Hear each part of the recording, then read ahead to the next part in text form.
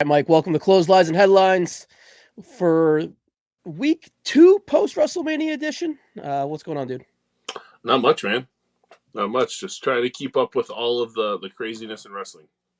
Yeah, it's kind of we're like in a the calm before the storm type of vibes right now with the WWE. Only this 4 main shows post WrestleMania. You had a swing and a miss, and then you had two or three pretty solid shows. With Triple H in charge, you're going to get good wrestling to fill instead of, nonsensical storylines that don't really go line or nonsensical filler that kind of doesn't really anywhere with video packages. So, with Triple H in charge, it's not necessarily a bad thing.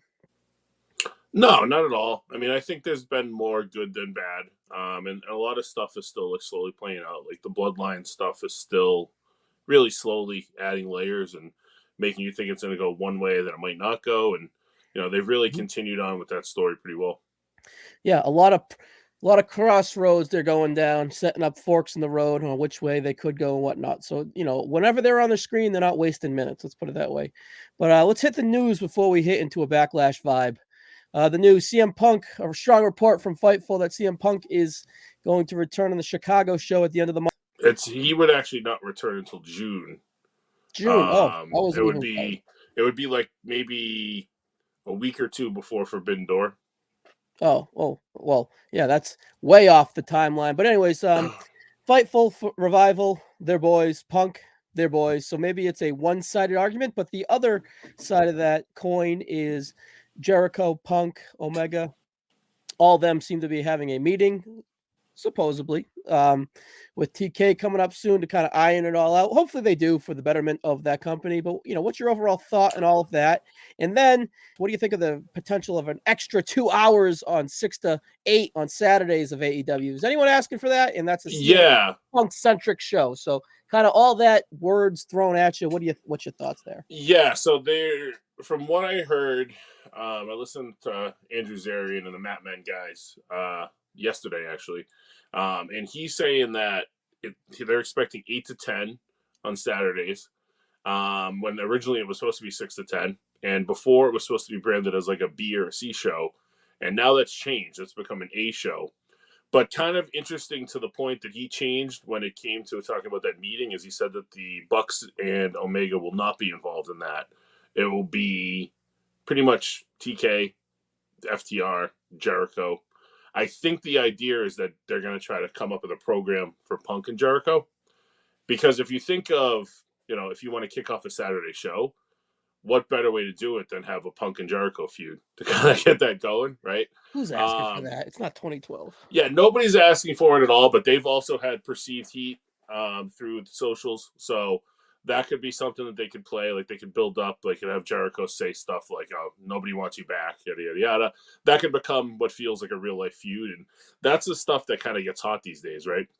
So that's reading through the tea leaves. That's kind of the feel that I have. Ultimately, for the show, you need, if you're going to kick off a Saturday night show, you definitely need Punk to be the centerpiece of it because look at where they performed on Saturdays before with like Battle of the Belts and stuff, and some of those instances, those are pretty hyped up shows that just didn't go anywhere. So, I mean, they had a big swing and a miss to me with Rampage. They really made that not feel like it was important, kind of from the get go. Yeah, Sans the it's one like Punk Sunday week. Night Heat now. Yeah, so I mean, if they're gonna do this, they have to come up with some creative ideas. So I definitely will give them props for that. I still don't know how much rope you really have on a Saturday night show because think of the competition you have on a yearly basis. Big time college football, big time college basketball, NBA. People are Even as out. you, Their yeah, demographics out. yeah, UFC pay per views, WWE pay per views. If you add all that stuff in, you're pretty much leaving yourself with maybe 10 unopposed Saturdays a year, if that. Run So that's clashes. What are we doing? yeah, and then they also do their November pay per view on Saturday because they don't want to compete with the NFL. So there's definitely going to be some strangeness, and they'll be preempted a lot too with TNT, TBS. So it's still weird to me because I just feel like it's going to have a very low ceiling kind of from the get go. Feels like a waste of Punk. Formula wise, for the last 4 or 5 years, it's been Wednesday night is your A night. So now you're going to have it two A nights. That's an A and an AB. That's not two Rockstar shows. So now you're hurting your main product too. It just feels like a convoluted way to make everyone happy. I don't know. It sucks, in my opinion. But then again, what about Ring of Honor? Like, where does that fall in? You have 7 belts there that people have to work that don't care about. You got a quarter of your roster over there. It's just less is more with those guys, not more. It's too much to follow. You lose interest because you'll miss stuff. You guys are spread out. It's just people feel less.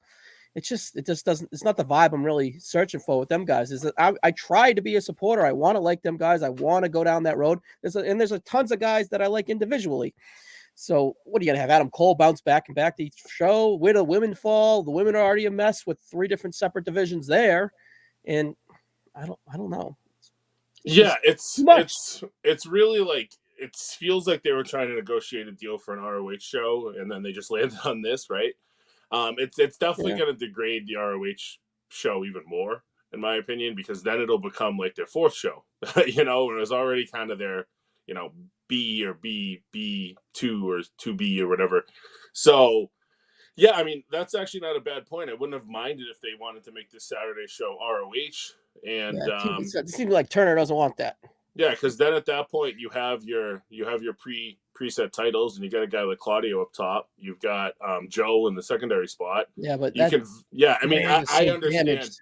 Yeah, I understand that, but that's where they kind of fucked up their ROH thing from the get go. Yeah. All right, enough AEW. We'll see how Collision lands out there. The next news we got here is the WWE Draft is going to be head to head with rounds 2 and 3 of the NFL Draft. That's something that kind of dawned on us when Triple H says coming soon, and we got that confirmation on SmackDown last Friday night. So we're like, damn. Yeah, I think it's smart because it is smart, but for me, I love the NFL Draft and I love the WWE Draft. So it's just going to kind of be like, now you're splitting me 75% NFL, 25% SmackDown night. So it's just kind of like, Yeah, especially because the second day is a lot of fun normally for the NFL Draft. Yeah, that's a lot of second shaking and third moving. rounds. Yeah, that's where the action is. But yeah, I mean, I think that it was really smart for them. But yeah, it might be a little bit tougher for the fan base. But I mean, when you think of it, it's going to really kind of turn their product into a hot corner right before Backlash. So I really like that aspect of it. Yeah, and then you have the Backlash of it all. So pretty much right after Backlash, we're a hard brand split, and that's where we're going. So I kind of like that. At first I initially thought that, oh, that's weird. Right before Backlash, you figured it'd be right after Backlash, but no, right before Backlash. Let it play out. The card is the card, and then that Monday it's a hard draft split, and Bram, let's go. Liking that part of it a lot. Yeah, it's better than doing the week after the draft, because after Backlash, you've got 3 weeks before Saudi. Mm-hmm. So then at this way, if you're not blowing another week, you get it all done. Your Backlash card's probably going to be pretty much set at that point. So then you got 3 weeks to figure out what you're doing with Saudi. I think it all will work out. Yeah, and then speaking of Saudi is no longer King and Queen of the Ring. It is Night of Champions. So Roman Reigns confirmed to be on that show with the Night of Champions. Do you think he's going to have an actual match, or do you think he'll have like a crowning around or at 1,000 days as champion? I think he'll have the 1,000 for sure. That could be a spot where they might give him a new title though, and say, "Hey, this is your SmackDown title." Whether they give that a new name or something. That's kind of Night of Champions. That's kind of the night to do that, right? And kind of drum up some hype for that show. So could we get a whole... Now, this is just kind of coming to me now. Let's scrap King and Queen of the Ring right now, and we get like a WrestleMania 4 or a Survivor Series Deadly Games type of show where the WWE Championship is a tournament title, and then Roman Reigns gets his SmackDown Universal title, and they kind of unbrand them, and then Raw has WWE, SmackDown has this Universal, and then that's just perfect timing right there. Is that what we're looking at? Or we have like qualifiers leading up to that? We have like maybe a Final Four that night from a Raw brand thing. What do you think? Is that maybe a possibility? Yeah, Night of Champions does kind of make sense with that. And scrapping King of the Ring. Yeah, and it could even be that they keep it branded King of the Ring, but then make that the final, like actually have stakes for the winner of the King of the Ring for sure. Yeah. But yeah, I mean, I kind of like that, the idea of it. I hated the name to begin with. It felt kind of wonky. King and Queen? Yeah, and you knew they weren't going to do 2 full brackets on one Saudi show. You knew it was going to probably be the final 4 anyways. Or the So, final yeah, 2, really. I mean, and overall, these Saudi shows are only 4 hours anyway, so you're going to be able to get, all of your other titles defended, even if you do finish the tournament off there. So, yeah, I think overall it's a good move. It's a name brand pay-per-view that people are used to. Which is But smart when you go to Saudi. but then that automatically leads you to believe, hey, are the Usos really going to win these titles back in a couple weeks? Yeah, we have that too. In 2 weeks on I believe it's the go home, or is it the Raw show? I mean, It's the it's the same draft. night as the draft. Oh, okay, interesting. So maybe we get a convoluted finish there where they split them. Yeah, that's Perhaps possible as well. possible too, or I think it's just long term build as we kind of get a peer over to the bloodline and the Usos and all that, because the Usos didn't see Heyman saying he's getting sick of you two. Yeah, for sure. So, And that's just been one of the things that's been great. Like all the Uso stuff happening behind the scenes has been good, and even Solo seemed to be kind of looking annoyed at some of Heyman's stuff on Raw and SmackDown. yeah, So we're annoyed with the Usos. We're not really sure. yeah, So a lot of going on. But so let's kind of jump into that part of the show. Back at Backlash check ahead. We're about 2 to 3 weeks out. So we're about halfway there between WrestleMania. We're talking Bloodline. Let's stick with the Bloodline. Bloodline, Usos and Solo versus KO, Sammy, and Riddle. It seems to be one of the co-main events of that show. Last year at Backlash, we got Riddle, Orton, McIntyre versus Reigns in the Bloodline. This is a little less than that, but still very impactful in Puerto Rico. Should be a lot of the same guys from last year's match, just a little less star power in a way. But overall, that should be a killer match. That was a killer match last year at Backlash. So I kind of like that formula of what they got going on here. And then could the Usos continue to go downhill? Could Sammy and KO have a little how does Riddle fit in? Where does Solo could be a soul? Pretty much what I'm saying is we don't have a defined winner in this. So I kind of like that. yeah, and seeing how it's going to be the last pay-per-view before the draft happens, Yeah. well, not even, or really before the roster split, it could really be how you dot the I's and cross the T's on the KO, Sammy, Could be Riddle crossing the side of eyes on the tag bloodline. match on SmackDown and then dotting the T's here. Yep. Yeah, so that's what I really like about it. And I mean, the match will be good. It's a good spot for Riddle to get his feet back wet in front of the pay-per-view audience. And then overall, even Solo, I think it's a big match for Solo too, because we've seen him on pay-per-views in the protector spot, but not actually in the ring. And that's a spot that I think he kind of needs to start to excel in. So take his next steps. So I think it's awesome. And what's going to be a loaded card up top, I think. Yeah. I mean, obviously, we're going to talk about the Bad Bunny match, but this is a match that'll probably slot into that second or third from the top. And I mean, there's no way that this isn't a good match, right? So yeah. Let's talk Riddle real quick. Do you think he's in this match by happenstance because Solo sent him packing, the Bloodline sent him packing, and they needed a sixth guy? Or do you think that he's kind of in this match as a guy that they would like to ramp up post-draft? Hopefully, personally, I think that you and I hope it's the latter, but part of me thinks it's the early stage of that comment. What do you think? Yeah, it could be a little bit of both too. Yeah. There's a couple of different lanes that you could go with Riddle as you start building towards summer. I actually like him in theory can obviously have legs. Oh, yeah, that's good. Him and Gunther, you have legs with too. Or we were talking. I think we talked about. I might have talked about it somewhere else, but him and Logan Paul is something that I could even see happening over the summer. I like that vibe. So yeah, I mean, either way, I mean, he's going to be positioned high on the card. So even if guy, yeah. even for instance, eats a fall here, which he might be someone that obviously does, him being in the spot elevates him. So I think that he's going to have a big summer for them. Not maybe at the very tip top of the card, but kind of, right in that higher upper mid card. So the sentiment is we like him, we need him, we can use him, but we don't love him. Yeah, and it's putting him in a spot that you don't need to get too much out of him because maybe they don't fully trust him either, Yeah, let's let him kind of see how he lands. All right, the next match we have here is Dom and Priest versus Bad Bunny and Ray. It's not official. None of things official, which just about tea leaves and whatever. We're kind of looking ahead here.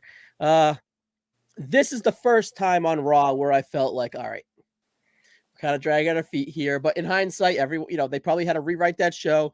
They threw Finn out there with Dom, and they threw Ray out there to fill fucking 40 minutes to see where the flights are at, whatever. I get all that. Like, I'm not mad at that, but that's the first time where I felt like, all right, we're kind of going in circles here a little bit. We're hitting the hamster wheel a little bit too much.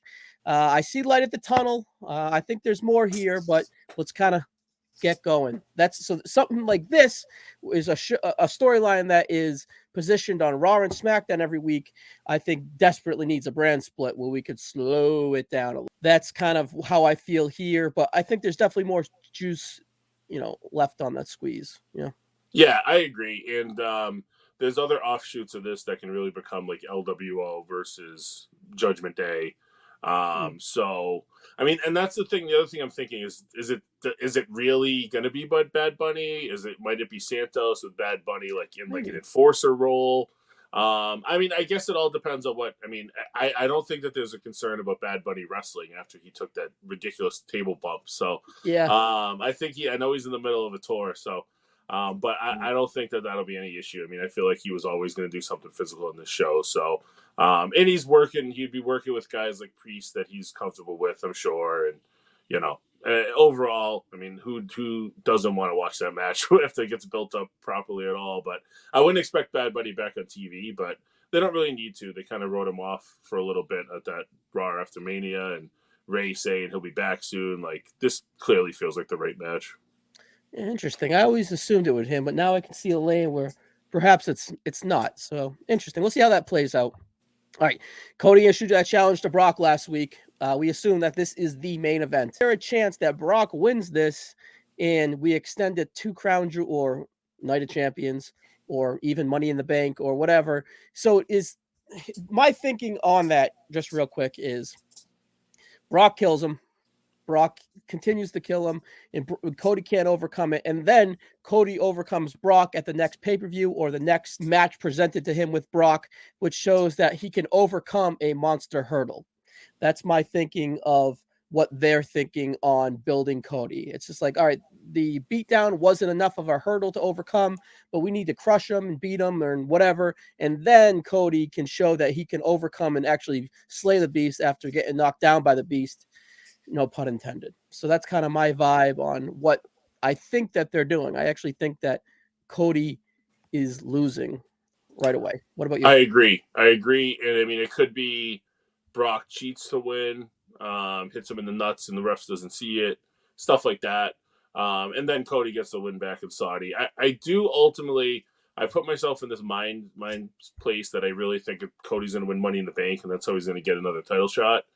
So, but to your point of like overcoming monsters, an idea that I would also maybe throw into the world is, so he overcomes Brock after 2 matches. Brock goes away for a little while because he's probably due for that anyways. And then, he wins Money in the Bank, and then he gets destroyed the next night by, maybe a now heel Drew McIntyre or some other big bastard that he's going to have to overcome. So overall, I like that idea is that, if you're going to keep him away from the world title right now and then ultimately do the match, just make sure that you're, building him up in a way that's going to keep him hot. And I think this is kind of a smart way to do it. Say if we went down the Night of Champions where Brains gets the 1 belt, and then I don't think Cody should win that right away. I think it should go to whoever, and then Cody can chase that at win Money in the Bank and then have his crowning moment at SummerSlam. I don't think that's extending this whole thing out till WrestleMania 34 against Roman. No way, no how. That's too much for me. I think that you got to kind of get while the iron's hot, because after defeating Brock, the iron's going to heat back up. And I don't think it's really necessarily cooling down after that beatdown. The promo was pretty good last week, and he still feels and looks like that big star that we were looking at heading into WrestleMania. Absolutely. All right, Mike, these are kind of matches that I have could happen at Backlash or could happen around or before the draft. You just tell me Backlash, you tell me Raw, SmackDown, draft, whatever. All right, Zelina versus Rhea, is that Backlash worthy? I think so, because I think they want Rhea to get a big, and it kind of plays off that like Puerto Rico thing. Okay. So cool. Sky versus Belair for the Raw Women's. I think that ends up on Raw. And I think that ends up with Bayley screwing Io in one way or the other. Okay. Raquel and Liv versus Shayna and Chelsea for the tag teams. Oh boy, that doesn't feel like a pay-per-view match. So, I I really mean, like that team though. Of I the do too. That feels like maybe a SmackDown match the night of the draft. okay, Bronson Reed versus Lashley. We had the pretty decent match last week. Could we see that at the Raw? I mean, at the Backlash. I mean, if you're looking into trying to elevate Bronson Reed and then you kind of owe Lashley, then yeah, let's put that on the card. And if we end up on separate brands type of things, I can see that. Exactly. So Yeah, yeah, I I can think see that. that's a good way to kind of, button that feud up. Give Lashley kind of his you know, I don't know what word his gift back for being missed on Mania, and then give him a big win here. All right. Imperium, not much going on there, but Xavier Woods versus Gunther was teased on SmackDown in a backstage segment after that dastardly Xavier Woods cheated to beat our boy LA Knight. So, Woods versus Gunther. What do you think? Yeah, I mean, I think it'll be good. I like Woods. He puts good matches together. He's someone that'll also believably take a shit kicking. I mean, I thought that was really a good choice, and it's kind of a good way to elevate him. It's going to make people start thinking about Big E as maybe being there to eventually come save him from something. But I don't know. I think people are just overthinking it there. So is Backlash or Draft? I think Or I think that might be TV as well. okay. Theory. I don't know what they're doing with him. They're giving him wins. He beat Ray, and he had a good promo last week. So what do you think? Do they heat someone up for him? They want to present him on the big stage, or could they just kind of put him on ice a little bit, or just kind of in the microwave a little bit towards the draft? What do you think? I mean, my big thing there is who's ready for it. Yeah. Like we talked about Riddle, but that's obviously going to have to be post Backlash. Maybe and Gargano is somebody that's got a natural quick slide in, but he He's feels so hurt. far down the card, and then he's hurt too. So yeah, I mean, I don't know. I don't know where you have somebody that can slot into that. I mean, I guess they've got a couple weeks to figure that out, but he kind of feels like somebody that's just in a holding pattern until he, is post draft. Okay. All right. I don't know if we can get away with sneaking him. All right, but that's kind of the draft. That's kind of the Backlash. That's the draft. That's what's going on. We're in a holding period right now, but it's not necessarily a bad one. After that first hiccup, where Vince had to kind of get his shit in, I felt that we've been a pretty good wrestling show of late. Heavy on the wrestling, and that's the vibe Triple H goes with when he's not ready to push the stories. And I think that's a really good formula that he has worked out because the wrestling kind of elevates people, moves people around and whatnot. So Yeah, that's kind of what we're at. The world isn't burning.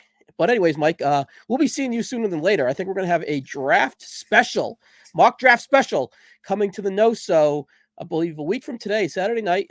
I want to say around 7 perhaps, give or take a little bit, but we're going to have an announcement there. Look out for that. It's going to be I and another guest are going to kind of draft. I have a mock draft show coming out very soon, and we're going to kind of just work off that mock draft, and then we're going to kind of just slot the together and try to equal it out and get a vibe for that before we get lost in the NFL draft shuffle. Let's hit while the iron's hot with this WWE draft and kind of really work off that content for a while. What do you think of that? absolutely. I mean, I submitted mine to you, and already have a couple things I'd like to change on it. So It's too I'm late. gonna be excited to see where the consensus lies for sure. Yep, consensus. So that's what we'll be from there. So that'll probably the next time we'll check you out, Mike. Cool, sounds good. I'll be ready for it. All right, guys, catch you later.